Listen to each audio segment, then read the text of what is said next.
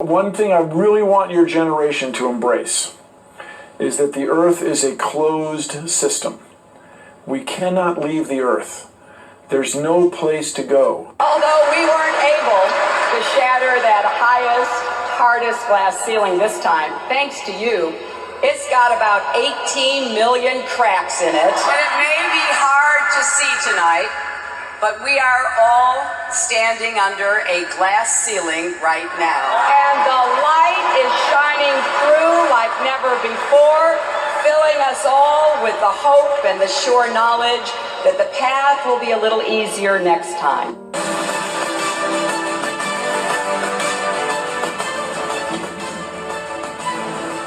NASA's Perseverance rover will finally reach Mars tomorrow afternoon. We've been following the spacecraft's progress since it blasted off 7 months ago. KTLA's Lou Parker has more. And liftoff. Adventures assembled. NASA's Perseverance rover rocketing off on a 292 million mile mission to the Red Planet.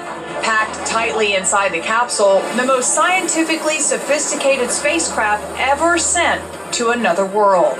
This particular rover has some of the most complex systems on board that we've ever attempted to launch or send to Mars. Perseverance, our rover, is the biggest, heaviest, and most complex rover we've ever sent to Mars. It's just a car-sized rover, but there is so much capability on that rover to make sure that it is densely packed with a lot of tools that we can use to explore the Martian environment and learn a lot about it.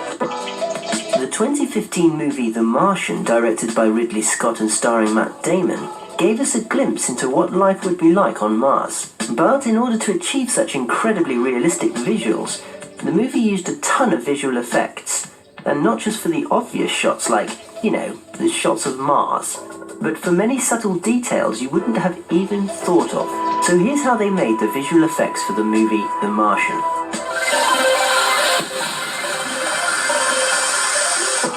Most of the VFX provided were thanks to the visual effects companies Framestore and MPC, MPC being responsible for the shots on the ground on Mars, while Framestore took care of the shots in space. Most of the shots of Matt Damon were filmed on a green screen backdrop, but that was only half of the job, or in some cases a very small part of the job, as all of the scenes needed to be enhanced with CGI later on in post-production.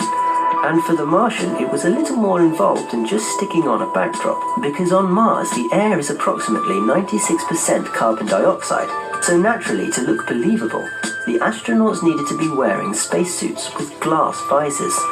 The only problem is that glass would have reflected all of the lights, set, camera and crew. So in order to overcome this problem, they filmed actors without any visors, and added them on later digitally in post-production. For some of these shots, in order to get the correct lighting and reflections on the visors, they had to create an entire computer-generated build of the live-action scenes. However, not all scenes were filmed in front of a green screen, as some of the shots in The Martian were shot in Jordan, which does have a very similar-looking landscape to Mars, and provided an amazing realistic environment. But unfortunately, the sky being blue meant that every shot of the sky needed to be adjusted or even completely replaced. In order to make this easier, MPC invented a custom-made filter that was basically an advanced color corrector and hue adjuster that they turned into a gizmo in Nuke called Earth to Mars. This gave them control over how much blue to take out of the shot and how much to colorize it with another color, and also meant that they didn't have to tediously rotoscope every single shot.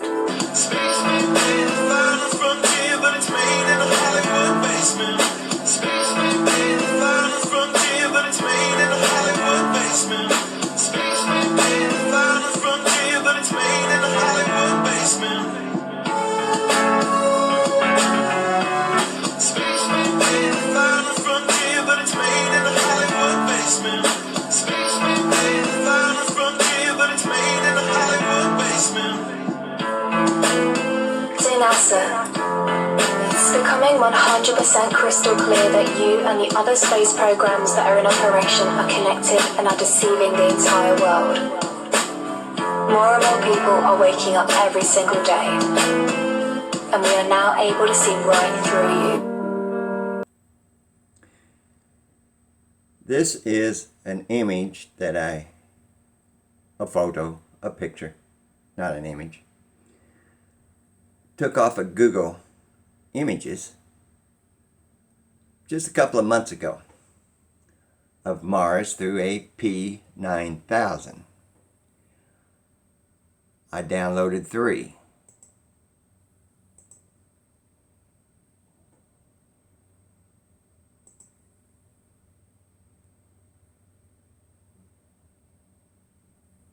Now,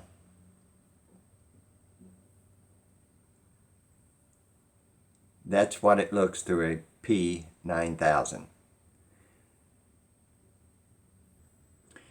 Using the very same Google search, going to images, photos of Mars through a P9000 camera, which just a couple of months ago I found that picture that I just showed you, and why there was a blank space when I was showing you that. I was trying to get to the other 2 pictures that I had downloaded, but I couldn't get to them.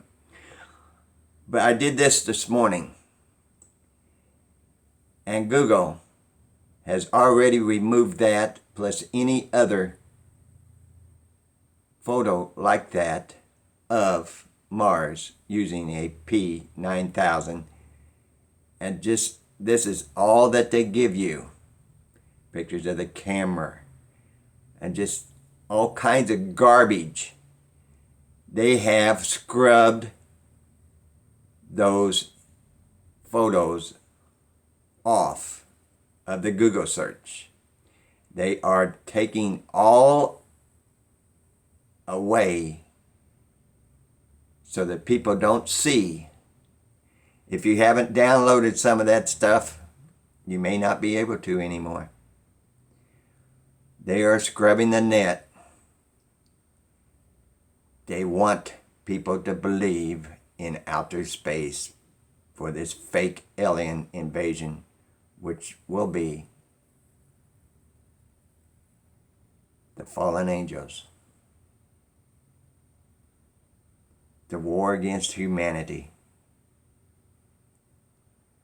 See, I'm going all the way down through here, and this is what they give you. No photos of Mars through a P9000.